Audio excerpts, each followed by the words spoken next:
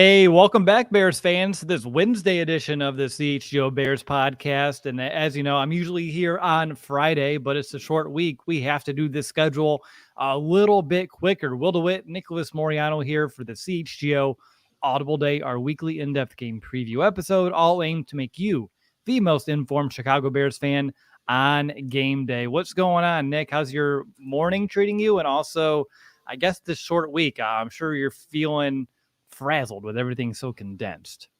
Yeah, I didn't even make it to our meeting this morning. I was watching like Commanders Eagles tape, and I'm like, oh crap, today's Wednesday. I thought it was Friday because we're doing our show, Will. So I was completely thrown off, but ready to break down this game and ready to get all this condensed information out there to everyone who's listening today. See, I wasn't going to let the general public know you didn't show up to our Bears meeting this morning. I was going to keep that under wraps, but look at you having accountability, Mr. Moreano, and putting it out there yourself. I'm proud of you. Someone has to do that in the Chicagoland area because I know a certain football team hasn't been doing a very good job with that. Just saying, but yeah, had to put it out there. Low for me. Speaking of that football team, Nick, we have to preview another game. And, you know, I'll be honest, and I said this last week on Friday, the more they stack up these losses, the more difficult it is to do these preview shows to figure out like keys to success. Like there is so much work that this entire team needs to do. Hey, look, we got some keys to success popping up there right now as well. But regardless, like, all right, you're good. I think we're okay here, but it's just so damn difficult to figure out what this team needs to do because really they just need to get out of their own way in just so many facets. But I don't know how you're feeling, but even though it's a short week, even though they've lost like 14 in a row, looking at number 15 right now on Thursday night, potentially in front of us, I'm excited to be here with you to talk some Bears football. And I hope everyone in the chat is excited for this special Wednesday episode being a game preview instead of the typical Friday. Yeah, no, we always look forward to these days, previewing the game, everything that leads up to it. And then the game actually happens and, you know, things kind of go in the wrong direction. But before we get to our keys, Will, I mean, we have to give our one-liners, how we're kind of feeling about these things. And I know it's been like one-worders, sounds, then we got back to words again. But for me, just to kind of start things off here, I just have it as potential disaster for Thursday Night Football against the Commanders. Even though the Bears are coming off a good offensive day against a really poor Denver Broncos defense, I just have potential disaster written all over this one. How about you? I can't disagree with that one, unfortunately. For me, I'm going to go with Colonel Flus's last stand, question mark, right? Who knows if the Bears, Kevin Warren, want to change how they actually operate and do some things if the Bears end up losing. I know there's been some rumbling. Some people have the opinion that they should move on. I don't know how you couldn't, honestly, if you have that extra baked in bye week with the short week this week, giving you that long week next week. And if not, I mean, just hold on to your hats because we're in for a very long season. Anything else that you want to say to kind of preface this episode, or is it just time to do the thing and talk some keys? Yeah, let's do the thing, talk some keys, talk this one out, see if we change our minds at the end. I doubt it, but let's talk some keys and get on with it. All right, keys to victory. I'll begin here, Nick, and we're going to start with the Bears offense per usual. My first key this week is just build off success. Look, last week the Bears did have an offensive explosion. 471 total yards and 28 points scored. Justin Fields hit 80% of his passes, 4 touchdowns in his first ever 300-yard game passing as a pro. Khalil Herbert also had 100+ on the ground. Now, I know it's the Broncos, but at the end of the day, the Bears need to use last week as a stepping stone. It needs to be something that gives them confidence moving forward in this short week. Like, hey, you know, look, we can execute. We can put up points when we're all doing our jobs, our assignments. And obviously, I'm not going to expect the same sort of success that the Bears had last week, but there were positives to build on. That Fields to Moore connection, that's what we're looking for. 8 catches, 9 targets. 7 of those catches went for first downs, 131 yards. Cole Kmet, 2 touchdowns in the red zone. Darnell Mooney finally getting involved, 4 catches, 51 yards. And yes, and we're going to talk about it. That Commanders, they have a very scary defensive line, but the rest of the defense, I think it's just average or below average. They're 21st in yards allowed per game, 29th in points per game allowed at 30, 20th against the pass, 21st against the run, 17th on third down, giving up conversions about 40% of the time. So there are reasons to think the Bears cannot be atrocious on offense this week. Like it can't be, it could be okay, is how I want to phrase this here. But really, I just want them to build off of last week's success and just have some confidence in themselves, because I know the Broncos defense wasn't great. We talked about that last week in the preview.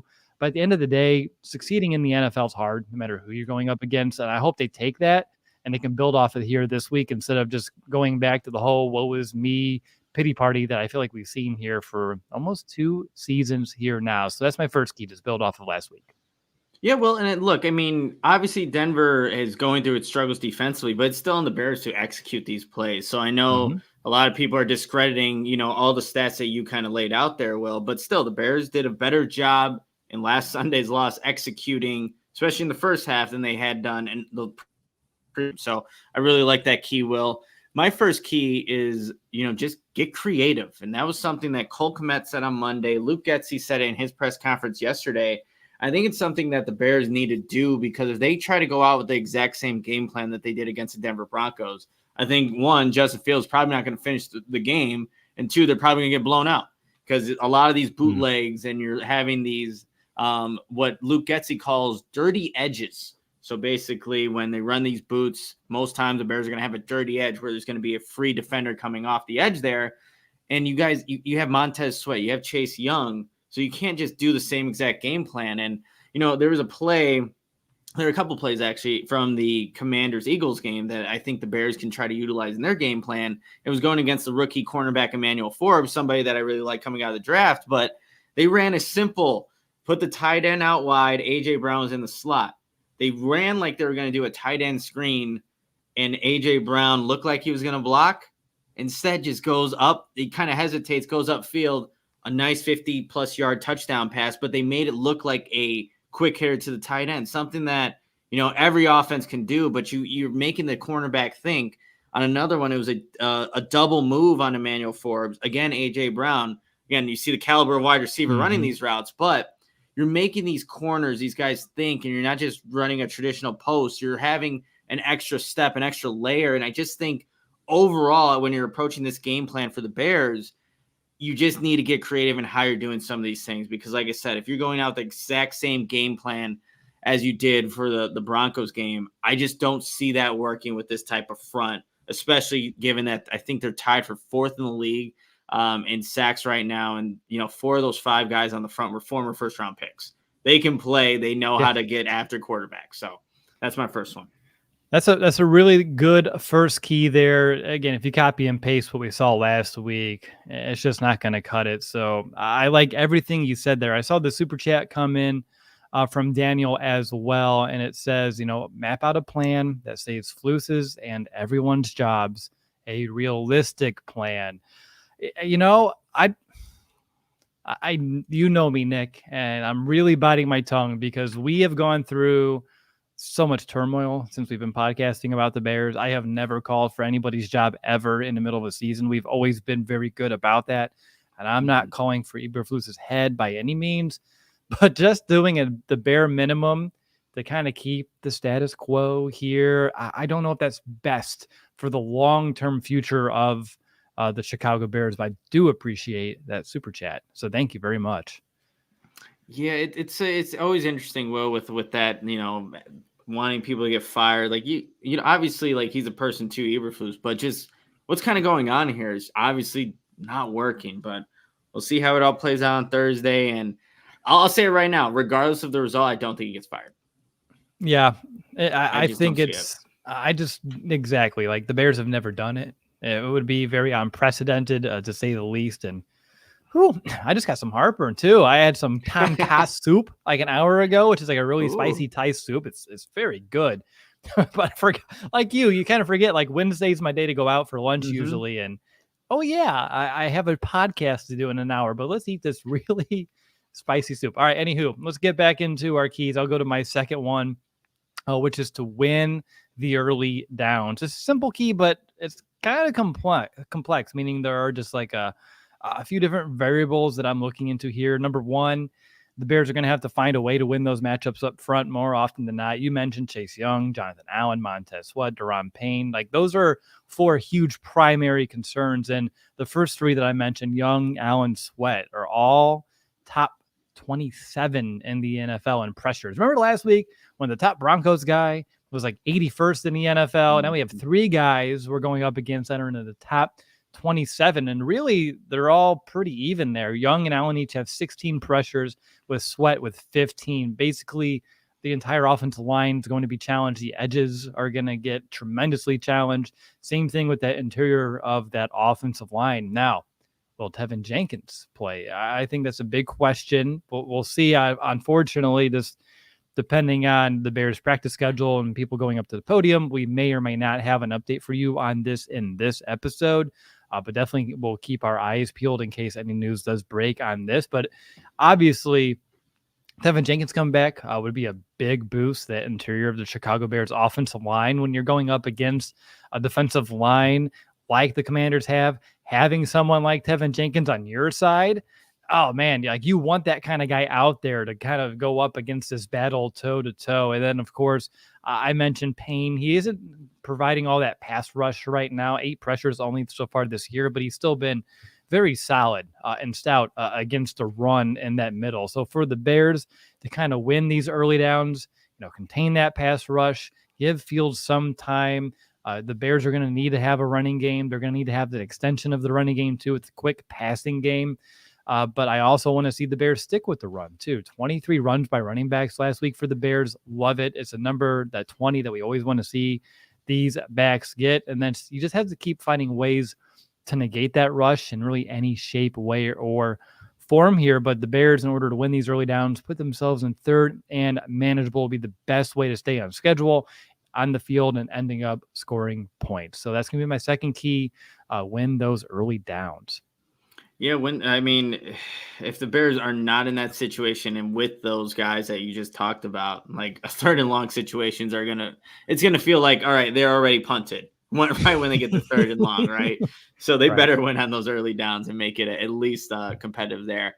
My second key for the Bears offense is just the details on the boots. And I was kind of talking about that a little bit with my first key, get creative, but I think the Bears are still going to have this a part of the game plan. It obviously worked. And this is something that I think the Bears want to build off of in terms of what they can have in their offensive game plan. But Luke Getsy detailed, how one boot led to a touchdown to Khalil Herbert and one led to a strip sack fumble, and just like the details about it. But if you're Justin Fields, you just got to make sure that you're really aware, being cognizant of who's at the edge, how they're playing you, if they're coming directly at you, and that play is called. It's just turning your head on a swivel and making sure you know exactly where the check down is at, making sure that you can, how Luke Getsy said, climb the pocket a little bit, kind of move up and try to avoid this rush. But Luke Getsy needs to help out Justin Fields when they do call those types of plays, because I think, again, how Luke Getsy has kind of been, he runs them too often, too frequently, to where it doesn't matter what quality of edge player, defensive player is on the opposite side. They get paid too. They pick up on these things. So you're definitely going to see that happen against the Washington Commanders defense if they consistently see something over and over again. So it's just the little details on the boots, and that goes for Justin Fields, that goes for the line, that goes for Luke Getsy, and how they're calling the game, just the overall feel they have for it. You can use it, but man, you just got to be smart with those types of guys that they have, because they can get in the backfield quick. I think Jonathan Allen right now, I remember Jonathan Allen, that was a guy that we talked about way back in the day when we were like doing draft coverage and wanting to, guys, that was a Trubisky draft, if I'm not mistaken. It was the Trubisky draft. Exactly. That was a guy we liked a lot. So, and he, like he did in Alabama, loves that little swim move on the inside. And if you're Nate Davis, you're any of the interior guys, gotta watch out for that, because he's almost mastered that and how to just kind of get offensive linemen off him, use a swim and get in the backfield. So got to be cognizant of whenever Jonathan Allen, all those guys are really out there.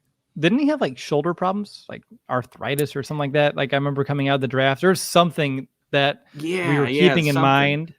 But if so, whatever the hell that was, shoulders just keep coming to mind. But good for him for putting together such a very good and sustained career so far. Unfortunately, we're going up against him this week, but regardless, it was a player that we were both very high on coming out of that draft until we got, super surprised that we traded up to draft Mitchell Trubisky. Great episode, by the way. Awesome throwback. Let's get to my final key for the Bears offense. And I talked about the quick passing game, running game. I still want to see them take shots because, again, yes, you can establish a run. You can do all these things, but I want to still see the Bears take those chances downfield. Now, when you look at the Commanders, they give up the 6th most yards per completion. That's 11, which is 1 yard less exactly than the Bears defense give up right now, which is 12 yards per completion. Worse than the NFL, by the way. We'll save that conversation for later. But Justin Fields, over his last 3 games, averages 10.1 yards per completion. He averaged 10.7 last week against that Broncos defense that statistically ranks similarly in yards per completion allowed than the Commanders do right now. Fields had 9 completions over 10 air yards, which was tied for the most of any career game that he has had. That was a courtesy of Zebra Sports, by the way, so a really good stat there.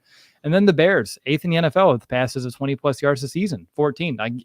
That shocked me. You tweeted the graphic, so that was an awesome thing for me to see. But you're going to just have to, obviously, you have that pass rush. At one point or another, you're going to have to suck it up and give Fields a chance to take one of those shots down the field, whether that means he may take a shot, whether that means you're going to move the pocket, or maybe you have some other guys you max protect and only have 2 or 3 routes that are actually going out there down the field. The Bears just have to try to get some of these chunk plays throughout the game. Take your chances. Really, again, they've lost 14 straight. There's nothing to lose here, Nick. You may as well keep pushing the envelope, keep pushing the ball downfield. Fields loves to do it. These guys, the Bears have been doing it actually in an okay clip. So I want to still see them stay aggressive in some calculated situations. I like that a lot, Will. And, so kind of going back to when Justin Fields had his second best passing game, which was rookie year against Pittsburgh Steelers. That was that Monday night game. The next week, the Bears had a bye week. And I remember the big talk was like, man, it would have been nice if Justin could build off of this game and could do it, but instead he had to wait. Even though, look, a Thursday night game creates a lot of complication, it's kind of nice that Justin can take what he did against the Broncos and build off of it, because there are a lot of tight window throws, a lot of good completions that he had in this game. So hopefully we could just see him build off of this, kind of like you were mentioning there. My last key for the offense, I feel like we can put this every week, is just play smart.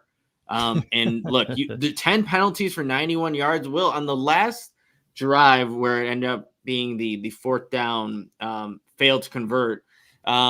You had 3 penalties on that drive, 2 holds, one by Marcedes Lewis. You had Darnell Wright. You had the false start by Larry Borum. But we just talked about it. You need to win on early downs. You get penalties, you're already losing before the down even plays. So I think it could get in a really bad situation if the Bears are, one, you're on the road. You're already doing these false starts, these holding penalties at home. And now you're going to go out there and, there's obviously going to be a crowd element to it. It's Thursday night football, but you just need to eliminate some of these penalties that keep showing up. And, Luke Getsy said in yesterday's press conference that they still haven't been able to really get over that hurdle yet, whatever kind of penalty it is. So the Bears just for the Bears to ever win a game, you literally need to do everything right. You're committing penalties, getting behind the sticks. You are putting yourself in a really bad situation. It doesn't matter how good Fields is looking. He's, having these throws in tight windows. Doesn't matter.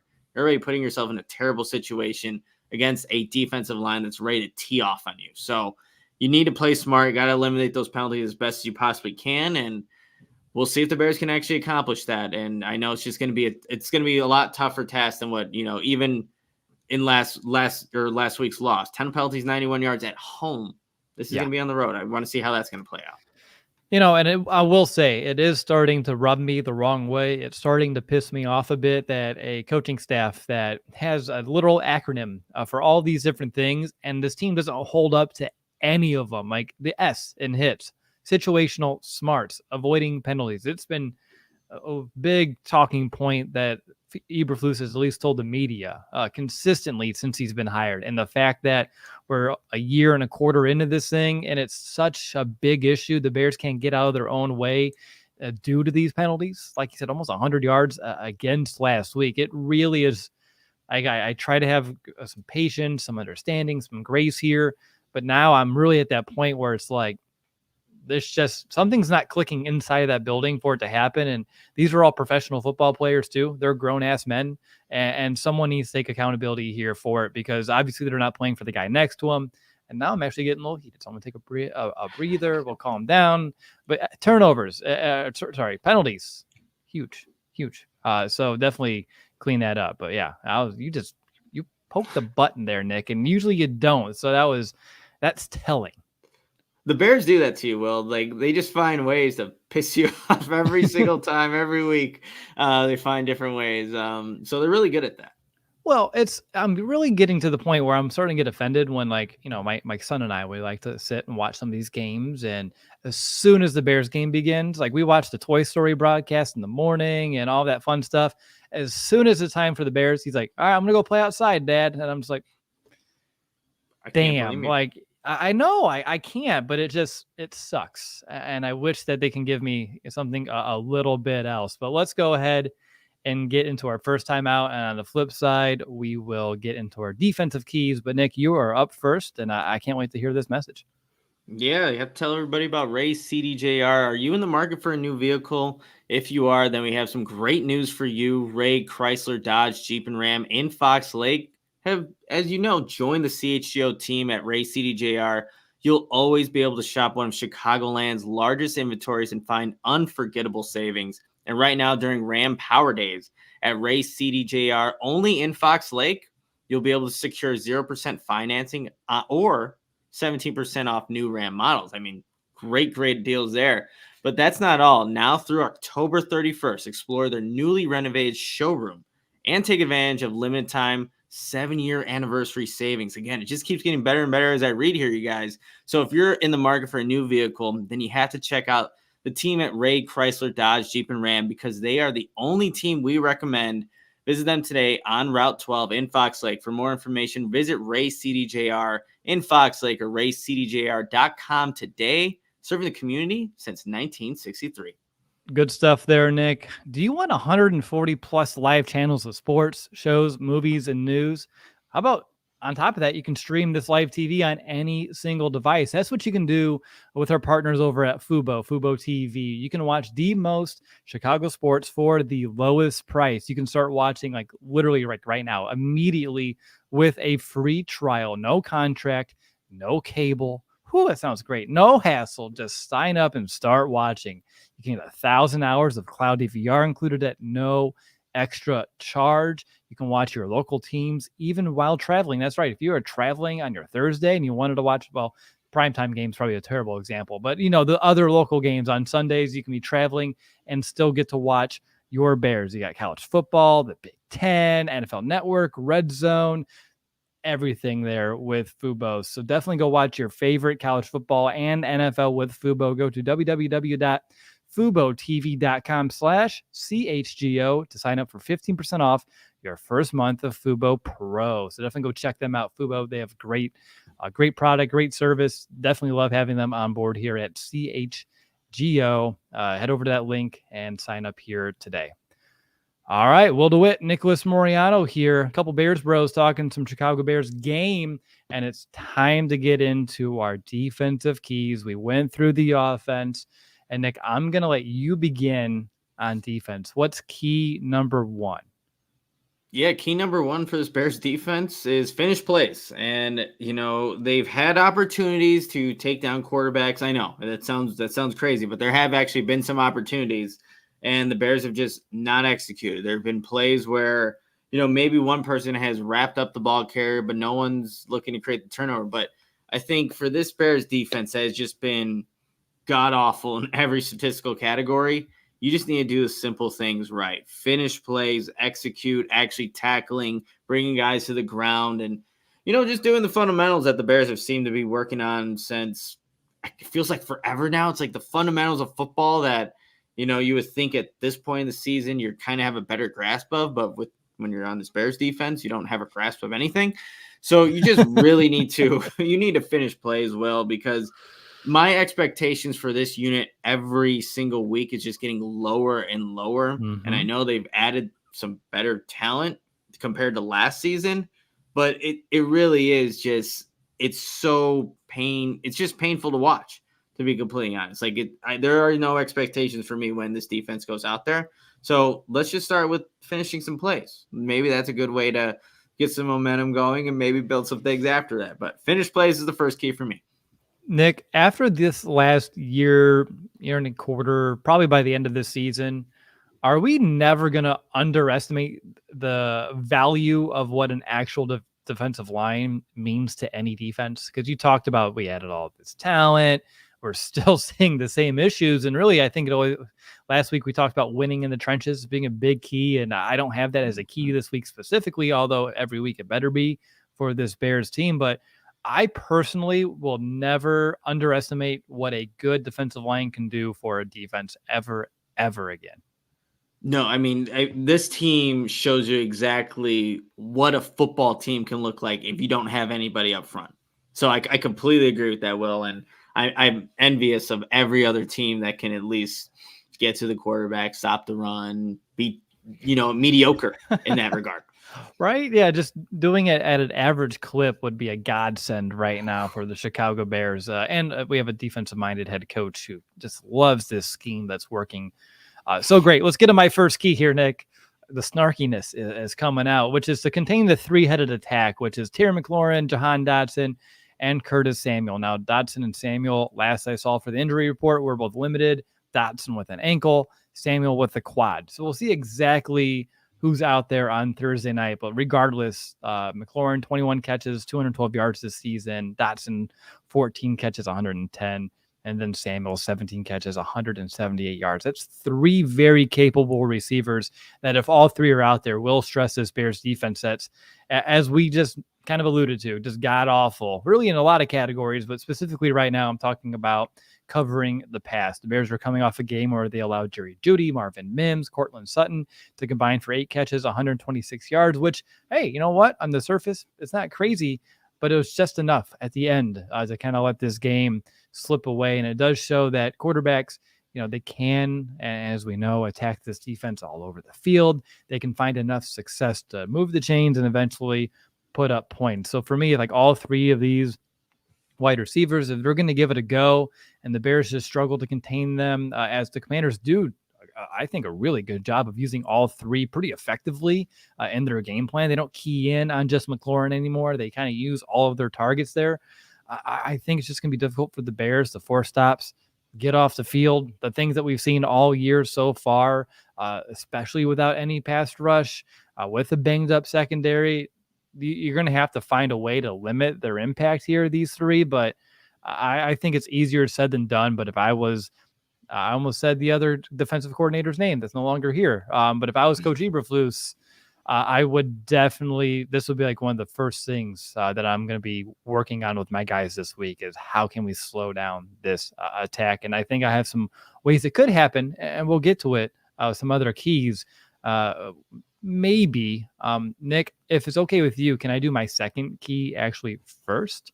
Build off of it, Will. Because I think yours will build off of mine is where I was going for. So my second key is find, quote, some pressure, or underline some pressure, bold some. But the key word is some, because we know the Bears aren't going to bring all the pressure. It's just something that they haven't been able to do at all this season. So like it's got to happen, though, right? The Bears, hey, they doubled their sack total on the year. Last week alone, they doubled their sack total. It's now 2. It was 1, but now we have 2 sacks this season. So now, as you can tell, some great momentum is in play here for the Bears. But really, this is a team. The Commanders are a team that you can generate pressure on. Washington has allowed the most sacks in the NFL at 24. That's 6 sacks allowed per game if you're keeping score at home. And then Sam Howell, when he's facing pressure, it's on 38% of his dropbacks. And when he's under pressure, his yards per attempt is only 5.9. He has 1 touchdown to 4 interceptions, hitting 48% of his passes for a 36.7 pass rating. But if you keep him clean, yards per attempt jumps up to 7.2. That 1 to 4 touchdown to interception ratio switches to a 3 to 1, 3 touchdowns to 1 pick. He hits 74% of his passes when clean, and a pass rating of 99.3. So that's like about a 63-point jump versus kept clean versus actually getting some pressure. So you have Andrew Wiley, Shadiq Charles, Nick Gates. Those three guys, those are your tackle, a guard, and a center. They combined for 38 pressures allowed and 10 sacks this season. So those are some of the names that if you're looking for, the Bears need to find ways to attack or win those one-on-one matchups. Just find, get Washington into negative plays. They're 31st on third down. Don't make it any easier for them. Don't give them in third and manageable because you can't generate pressure. You can't get into the backfield. And if so, it's going to be another long night for the Bears. But for me, you got to find some pressure. I like it, Will. And look, Sam Howell was making plays against the Eagles, like whether it was with his legs or through the air, he was making some plays against a good, good Eagles defense. But I liked how you set this up because mine is just bring some pressure. I'm tired of seeing that front four go up and not do anything. The one sack that the Bears had against the Broncos, what did they do? They sent Jack Sanborn off a blitz, off the edge. It makes Russell Wilson get off his mark. And then you have Dominique Robinson and Zach Pickens work and fight to claw and get that, they each got a half a sack on that one to finally get, Russell Wilson to the ground. But you brought somebody. I asked Tremaine, I was a little frustrated listening in the press conferences. Tremaine Edmonds was up there and I asked him, look, how do you get pressure? It was kind of I was just tired of just seeing the defensive front four not do anything. And here's what he said. I think we're doing a lot of good things. And I was like, oh, you already started this off by saying the wrong thing. I know from the outside, just kind of when we look at things from afar, it kind of looks like it's not like that. But when you're really dissecting, you look at how hard those guys work. Guys are working hard. They're practicing hard, and the mindset is there. Also, they're going to come up. Sometimes it takes a little longer than you want them to, but those guys are resilient. Those guys are still motivated. And I've got complete trust in those guys that it's going to spark up for them. And I listened to it. And I'm just like, Tremaine, you're a great speaker, but it's bullshit, man. They are not doing their job. They are not rushing. This 4-1 that Eberflus talks about, Travis Smith talks about, and they have to be better. They do. They're not consistently winning one-on-ones. They're not working off of each other. And I don't think you're seeing the best version of Tremaine Edmonds and TJ Edwards. I talked to Dave Borgonzi, the linebackers coach, and I asked him straight up, with how the defensive line is playing, are you still seeing the version of Tremaine Edmonds that you want to see? Is that the best version of him? Of course, he said yes, but it's it's nobody wants to shoot it straight here, except for actually some of the players like Justin Fields, Cole Kmet. They were pretty straightforward with how they were talking about Chase Claypool, but it just blows my mind sometimes. But getting back to my key, the Bears are not getting there with their front four. Nope. They need to bring something else. They need to make just the Washington Commanders offensive line, Sam Howell, think that there's pressure coming. At one of the sacks that Nicholas Morrow, former Bear last year, was able to get. They had 6 showing at the line of scrimmage. They show 6, they bring 6, they get a sack on Sam Howell. So little things like that, even though the Bears are not obviously as talented as that Eagles front or the defenders that they have there, do something different, man. Matt Eberflus, for the love of God, do something different. Do not run the same shit that you do every single week. I said vanilla shit. You did that against the Broncos. Oh, God, I just get frustrated with this damn defense. I'm sorry. But bring pressure. See, the Bears. We're poking buttons, Nick. They know how to get under our skin. I don't think they know how to. Their existence right now, it just happens by default. But I like it. You brought up the vanilla again. Ideally, they've been working hard on the ice cream machine. Maybe there'll be some chocolate. Maybe you'll have the swirl in the middle, something a little bit different. But yeah, that's why I wanted you to go second, because I had some pressure, and then you said bring some as well. So regardless, the Bears need to. And by the way, you mentioned Morrow, right? And he's playing for Philadelphia, and he's playing all right. Again, the key difference because we have TJ Edwards here, who's okay, but we're paying him a lot of money that should be playing at a much higher level, and who played very well for Philadelphia last year. Just another example of defensive lines and how they can help out linebackers and other areas of a defense. So yeah, another way to kind of shove that point really home right now. Let's get to my final key here for the Bears defense, which is force mistakes. Obviously, my second key would be very beneficial here. If you get pressure, easier to force teams into mistakes. But Washington, they're tied with giving up 2 giveaways per game, which is tied with the Bears. And there could be chances for the Bears to come away with some takeaways here. And if they can score points off takeaways, I mean, that could be enough to swing this game in their favor. Stealing possessions and scoring, as we all know, is just huge. And just a couple of weeks back against the Bills, the Commanders, once they got inside the 25, they threw 2 interceptions. And I know there was another one where they got down the goal line and got stopped. So this is definitely a bend, don't break kind of offense that we're going to go up against. So if you're the defense, even if they give up those yards, they're prone, this Commanders offense, of making mistakes once they get down in that red area of the field. And if we go back to last year's game, Bears Commanders, the Bears lost by 5 points, right? 12-7, weird scoring game. And the Bears had 2 giveaways on offense, but failed to have any takeaways on defense. And if that was switched, I bet you we were talking about a Chicago Bears win instead. So just wanted to kind of give an extra glimpse into why takeaways, turnovers are important. I know everyone listening knows that already, but forcing this Commanders offense into mistakes and capitalizing off of them with all the challenges that Commanders defensive front is going to give this Bears offense, the defense is going to have to find a way to help win this game. It can't just be on Justin Fields in this offense.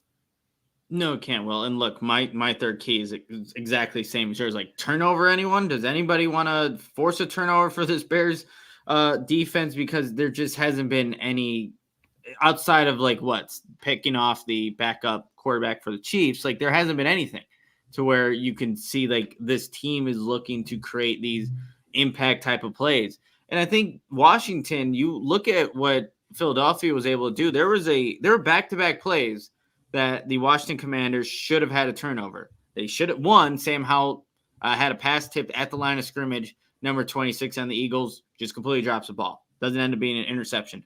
The very next play, Robinson, the running back, he's running to the goal line. Someone punches the ball out right before he enters in. The ball rolls in, and somehow one of the Washington Commanders players lands on it. That's 2 turnover-worthy plays that end up somehow being a touchdown in the end for the Commanders. But someone on this defense, just needs to swipe at the football. Someone needs to take a chance, do something that is different, because you talked about it, like the Bears have hits, right? And the acronym. No one's doing it. No one is causing turnovers, playing smart, hustling. It's not showing up. Travis Smith, the defensive line coach, he was talking about how he wouldn't give us the number of missed the number of missed run stops that this defensive line has had so far through 4 games. And we're like, can you give us a ballpark? He's like, no, I can't even do that. Just know it's a lot. And they put this number up on the board so that the defensive line can see. But clearly it's not hitting home to anybody. It's still consistently happening. So this hustle, whatever needs to happen to get in a position to create turnovers, every 1 through 11 of those guys need to be a part of that, want it, so that you can create more opportunities for Justin Fields and his offense, give him shorter fields to work with against a tough, formidable front 5 that the Washington Commanders are going to bring. So complimentary football. Justin Fields talked about it in his press conference yesterday. They really need to start doing that, and the defense just needs to take some chances. Somebody punch a football. Just punch. Justin Fields got punched in the face against the Chiefs. Yeah, just do it. Just punch something. Somebody punch something, and maybe something will work. The script button right there. Just jam it. Just spam it. Whatever you want. R1, RB, whatever it needs to be.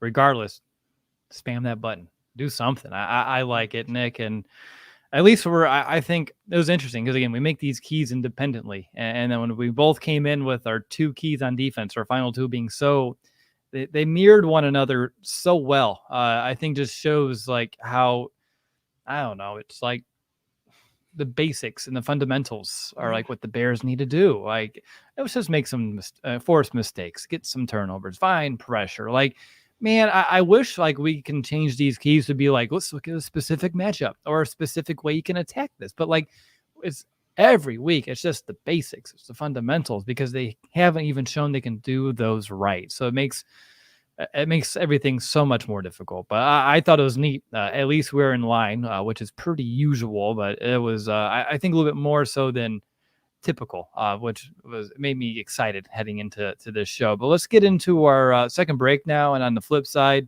we'll do some X factors, tell you who has the edge, make some predictions along the way. You know the drill, but Nick, I'll go over to you, and then I'll pick up after that.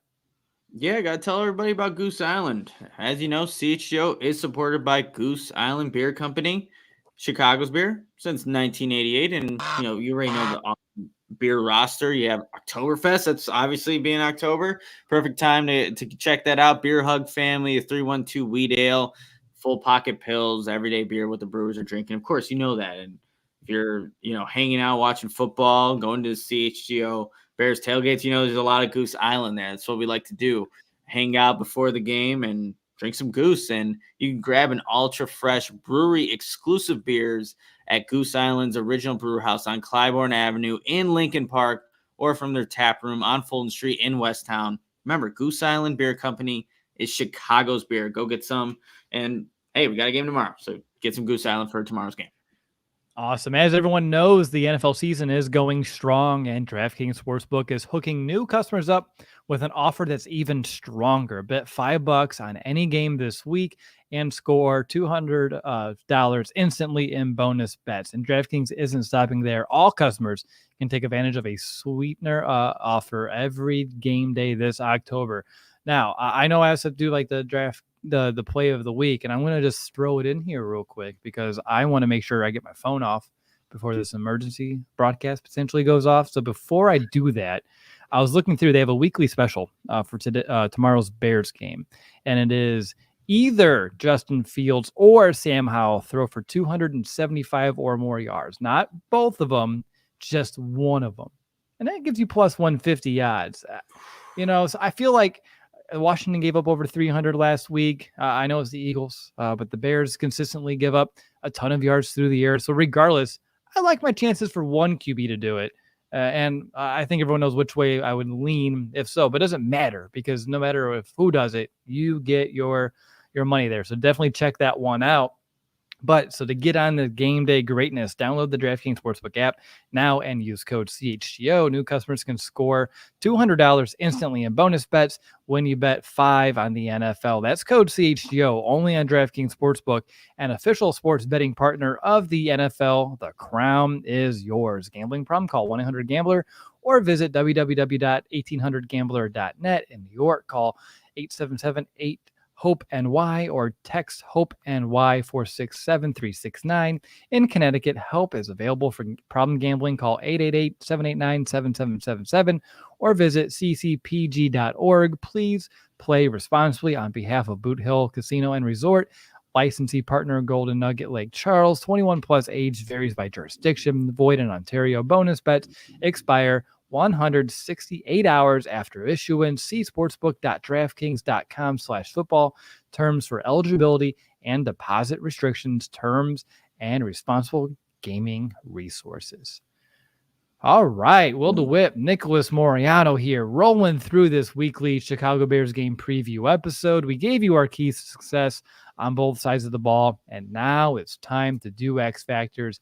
And Nick, you are going to take this over first. What is your X Factor for this Week 5 matchup?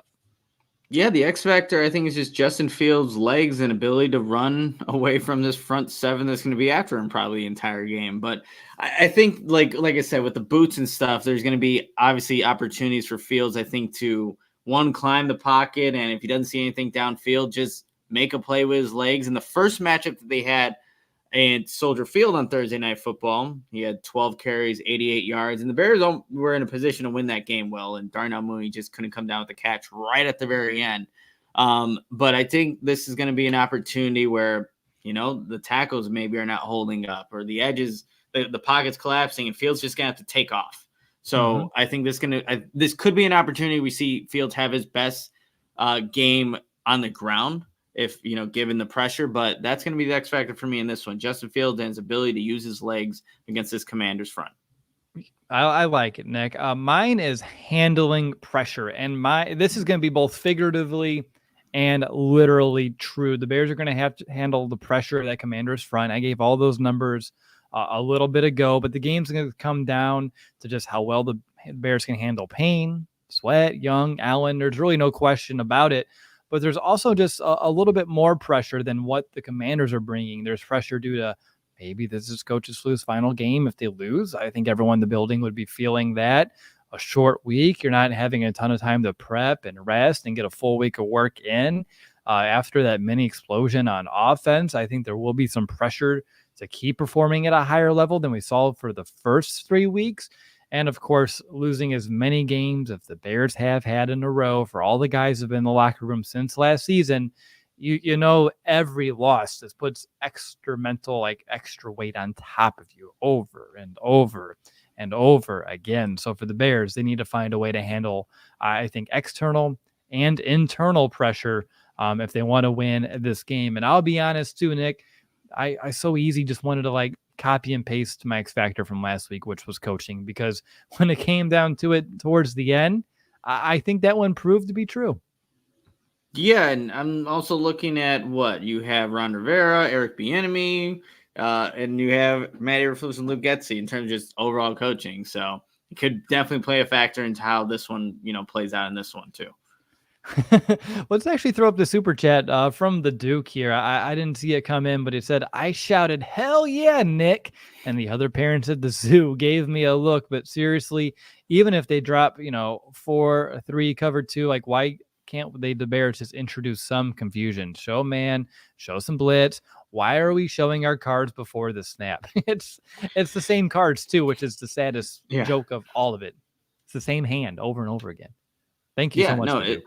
That's a good point, Duke. I wish I knew. I wish a defensive guy like Matt Eberflus would just play defense. Come on, dude, just do your job. Just do what you were brought here to do. I don't know. Just seems pretty simple when you think about it, but obviously very confusing for the Bears organization. Well, it's funny. It's when we play Madden, Nick, and you see the previous play call from the team so you can see it. Mm-hmm. If this was Madden, it would just say, Tampa 2. Tampa 2. Tampa 2. You're like, oh, really? It's the same thing over and over. You keep hitting AA or XX. Okay, cool. Bet. We know how to do this. Mm-hmm. But no, that's a really good comment by the Duke. Made me laugh too. That he was yelling, "Hell yeah, Nick!" at the zoo. So, what is this guy yelling at? He's like, "They don't do anything creative, damn Bears." And then they're at the Bears exhibit, and the Bears are just laying there, and they're like, "No, it's the same thing." All right, let's find out who has the edge. Nick, you're up here first with the Bears pass attack. Again, coming off a mini explosion versus this Commanders pass defense, which you have to take an equation at pass rush. So good luck. Yeah, and I just don't I want to trust Justin Fields and this offense to build off of what they did. I really do, but I just can't. I can't do it well, especially given what type of pressure, how they're going to do things defensively for the Commanders, and I just don't know if Justin's going to have enough time to do what he did in the loss of the Broncos in this Thursday night performance, or in Thursday night against the Commanders. So I'm giving this one to the Commanders and just everything that, this Bears passing attack's going to have to deal with. And ultimately, it does come down on Luke Getsy to actually be creative here. That was one of my offensive keys. I just don't know if I see him doing that to an extent where the passing game is going to succeed on Thursday night. All right, so we got one for the Commanders. It's over to me for that Bears rushing attack versus that Commanders run defense. Nick, I may surprise you, but I'm going to go Bears here, especially if by the chance Tevin Jenkins does return. Again, I think it's, it's somewhere in the middle. We don't know, but it is nice to at least see him back in action early. I know they're walkthroughs, but at least he's trending in the right direction now. But the Commanders do allow 122.5 yards per game on the ground. That's 21st in the NFL. They give up 4.5 yards per pop. That's 26th in the NFL. So if the Bears, like last week, right, over 20 runs to running backs, if they can just stick with the run, maybe they can wear down that front a little bit. And maybe if so, they can be efficient enough on the ground so I can deem it as a win. If you're getting those yards, putting yourself in third and manageable. Heck, you brought up a great point with your X factor with Justin maybe being an extra wrinkle in this Bears running game as well. So I would like to see that. And if they go back to one of my keys of pushing that ball down the field and taking your chances so they don't load up the box, I think the Bears can find ways to run again effectively. I'm not going to say all over this defense, but effectively run against the Commanders. And last week, Khalil Herbert only saw a sack box on 5.56% of his carries, which allowed him to have the heyday that we saw there with over 100 yards on the ground. So if the Bears can push the ball downfield, force them to play back in coverage, not stack the box, all those things can really help here. But I'm going to give the Bears an edge here. Maybe I'm a little hopeful. Maybe it's because I haven't given the Bears an edge since week 1, and I just wanted to do it for once. Both things could be true, but regardless, I'll give them the edge here. Nick, I'll go back to you. What about that Commanders ground game versus that Bears run defense? Yeah, I'm going the Commanders here too. I'm not even gonna sugarcoat it. Look, I think Brian Robinson is he's a tough runner, man. He knows how to lower his shoulder and kind of get those extra yards after contact. And Antonio Gibson is not as much of a factor as he once was in years before, but he's a guy that also will, run in between the tackles and, throw in Sam Howell in this too, because I think when you look at the game against the Eagles, like the guy ran for 40 yards on 6 carries, and there was a big third down late in the game on the drive to tie up the game at, what was it? It was 31-31. Like he had a big run on that drive. So he's an athletic quarterback that'll also get on the move, not to extent like Justin Fields can, but he can also make plays with his legs. So I'm just saying, keep an eye on that. And, with this Bears inability to actually apply pressure not only on quarterbacks, but there could be some opportunities for Sam Howell to do some things with his legs. So I'm giving it to the Commanders here. All right. And then it goes over to me for that Commanders pass attack versus that Bears pass defense. Straight up like you, going Commanders here. Howell, he just threw for almost 300 yards against an Eagles defense. So just imagine what he's going to be able to do against a Bears defense here. In the Bears pass defense, they're still missing the key component, and we hit it really hard, so I don't need to do it again, but that's just the ineffectiveness of any pressure whatsoever. Looks like no Jalen Johnson this week. Again, we'll see how that goes, but it just didn't look good on yesterday's report. Most likely no Eddie Jackson. So for the Commanders, as long as they have 2/3 of that wide receiver core, that's going to be enough to just heavily stress this Bears defense. So if they can't get the pressure, force them into mistakes, it's just going to be another long day for this Bears secondary and this Bears defense. It took a while last week, but the same wide open receivers, missed tackles down the field, allowing yards after the catch. It reared its ugly head again, and the Bears have not shown me anything to give them an edge in this department, really in quite some time, but specifically for this week. Yeah, and Washington Commanders had a post saying for the actives and inactives, Jahan Dotson and Curtis Samuel, they will be active for this game. And then Chris Rodriguez Jr., the running back, he's questionable. So they have a little bit of information on who will be playing against the Bears on Thursday night. But yeah, that's a good receiving core. And Diami Brown, a guy that Sam Howell had a connection with, North Carolina. They connected on a few big plays in the game against the Eagles. So there's some weapons out there, and if you give Sam Howell time, like you laid out the stats earlier in this show, Will, he's going to find some of those guys and connect, especially against a depleted Bears secondary. So it's not give him time, it's when the Bears give him time. True. Because that will happen. But anywho, I don't need to keep driving that one home. All right, you want to play some over-under real quick? I did pull the DraftKings Sportsbook app right back up. So let's do passing props here first. Let's do passing touchdowns.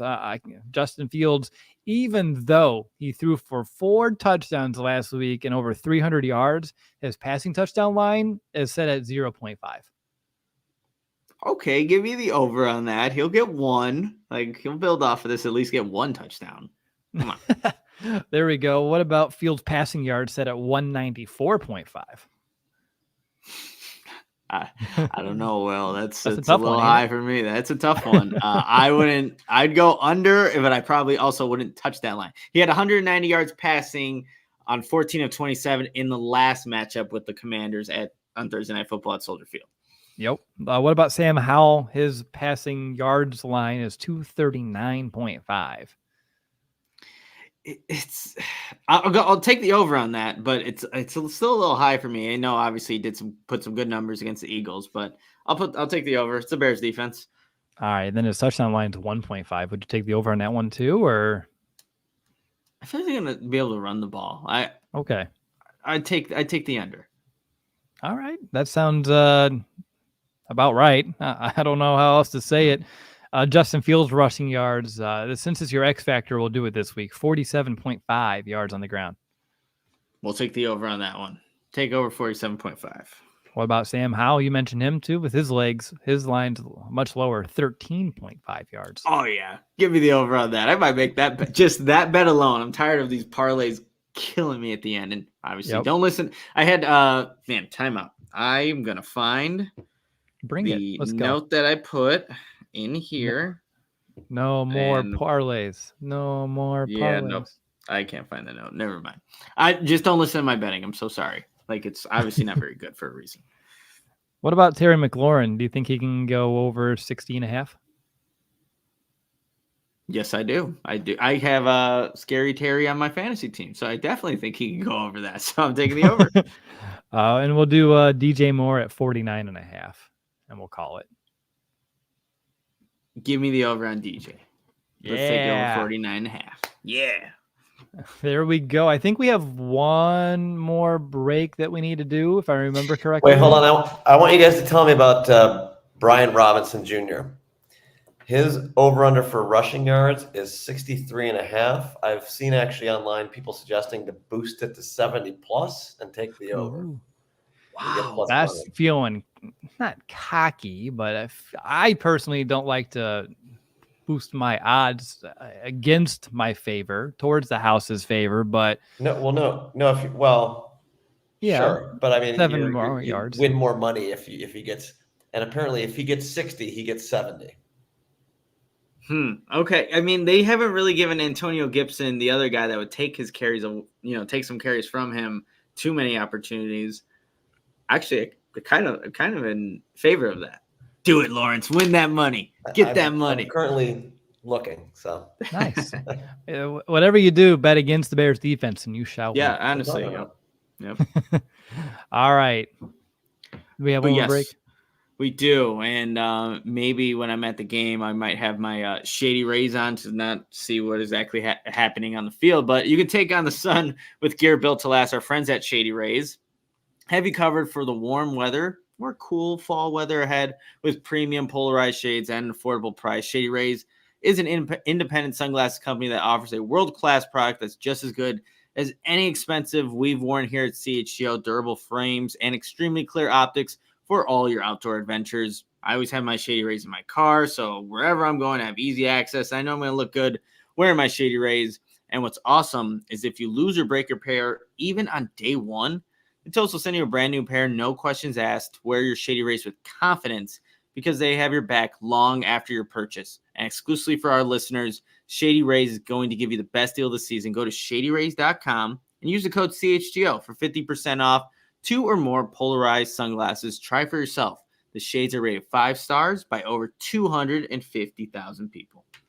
Good stuff there, Nick. I just want to say, hey, thank you so much to all of the CHGO diehards that are listening right now, whether it's here on YouTube or if you're listening to the podcast. I just want to give you a personal thank you on behalf of everybody here at CHGO for help supporting everything that we're doing here. And in addition of just supporting us by being a diehard and allowing us to live our dreams and covering the teams that we love and an environment and atmosphere that we really are proud of here at CHGO.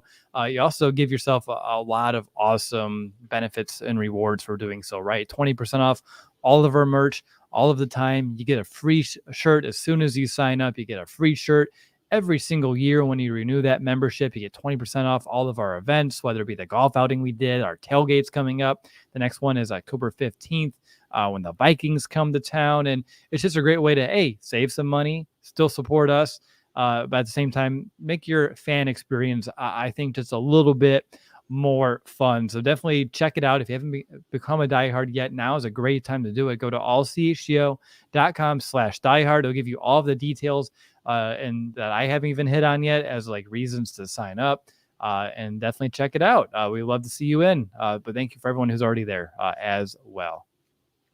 Well, we just had the injury report for the Bears come out, so let's give an update to our listeners who are watching live right now. We have a new addition to the injury report, which is great. You have Jaquan Brisker, who is he has a hamstring injury, was limited on Wednesday, is now questionable for the game. Chase Claypool has the other designation. He is out. Yes, sure. Eddie Jackson, the foot, is out also against the Commanders. Tevin Jenkins with the calf is listed as questionable for the game against Commanders. And Jalen Johnson, also dealing with a hamstring, is also out.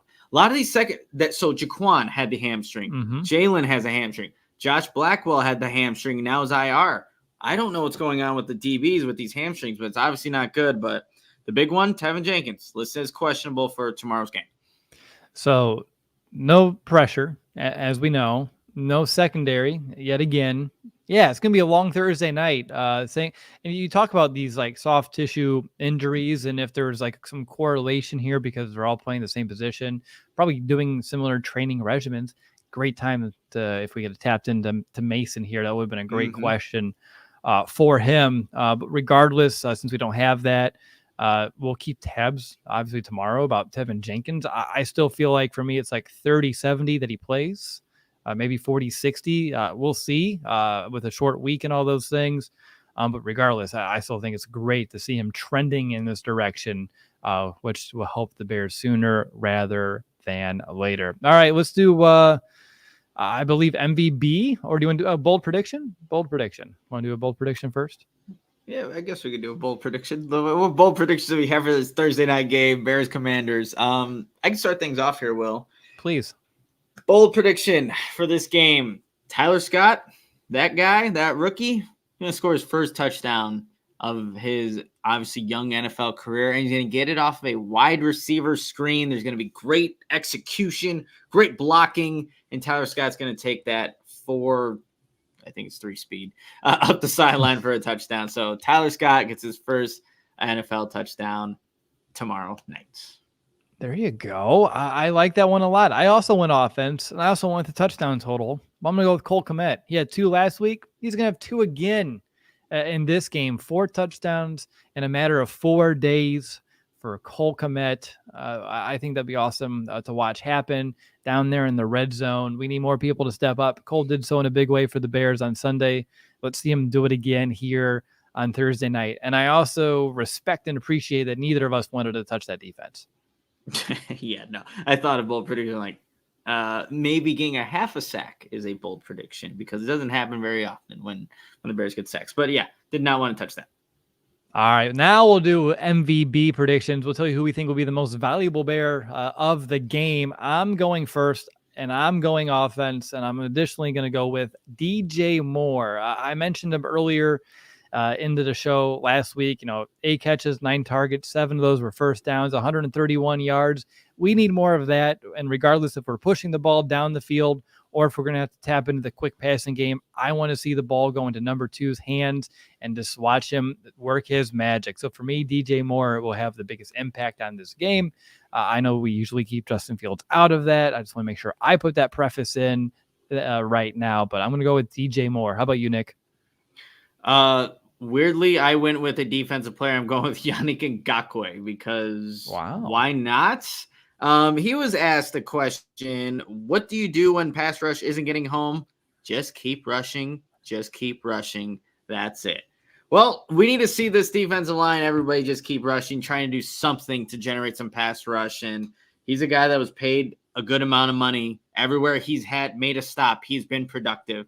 Don't let the Bears be the first team that just breaks you from the streak that Yannick Ngakoue's had. But, it's kind of trending in that direction. So Yannick Ngakoue is my most valuable Bear, more so out of just why the hell not than more factual evidence that we've seen in 4 games so far. But Yannick Ngakoue, go do your thing. Keep rushing. Yeah. All right. Let's get into who's going to win this game. I don't know where this is going to go. Our tone has been very positive for the past hour and 4 minutes. But I have the Commanders winning 28. Bears, I put them at 24, which may be a little high for a primetime game, short week Bears offense, but that's where I put it. So I'm going to go Commanders 28, Bears 24. How about you, man? Yeah, and I made I think a last-second decision on this one too, but I'm going Commanders 20, Bears 10 in this Oof. game. And look, we always want to be wrong when we don't pick the Bears to win. We always do. We just want to see something change here, but it just has the makings of being potentially, like I said at the top, a disaster with this front, with how the Bears are offensively. They had their breakout game. Is that really going to continue? Is that just the Denver defense? We're going to see tomorrow night. See if they've had enough to game plan and are ready for what Washington's about to bring. But 20-10, Washington, 15-game losing streak. That streak continues, Will, unfortunately. Oh, damn. Well, how confident are you in this game? And obviously, we both have the Bears losing, so we're under 5, but I'm curious how close to 5 you may be. I put a 3.3 on my confidence meter here. Again, no real justification as to why, but 3.3 felt about right. There you go. I was sitting at I think I did 3.5, if I remember correctly. Yeah, I did remember correctly. I left it blank in my notes, which is always lovely. I was seeing a big old question mark. Confidence meter?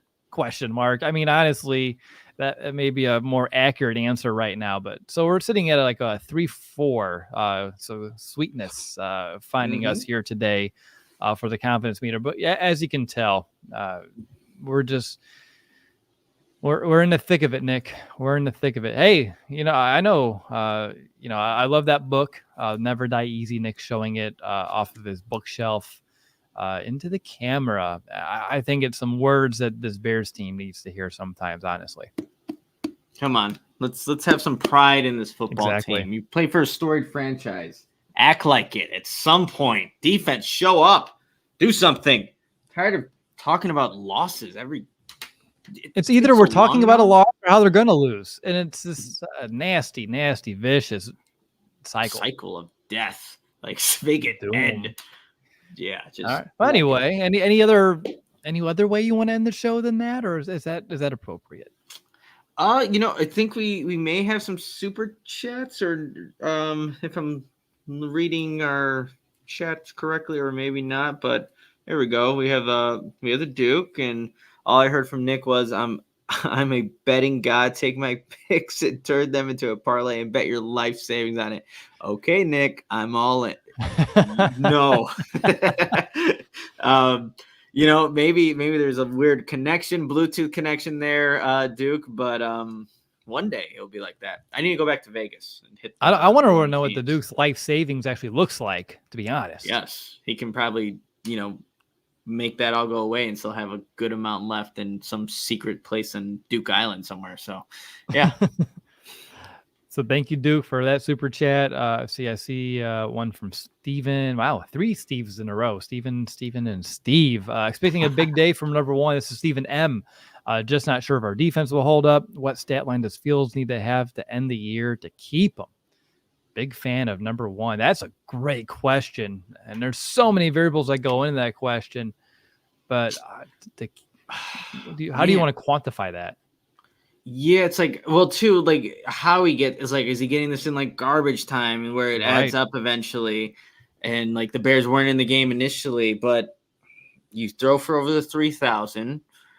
I guess, what is he on pace for right now? I know someone tweeted it out, and I wonder that would be almost like a good way of saying how to raise it. Because I would say, like, we want to see, obviously what we saw against the Broncos last week isn't sustainable for an every week in, week out right now on this team, but definitely better than what we saw weeks 1 through 3.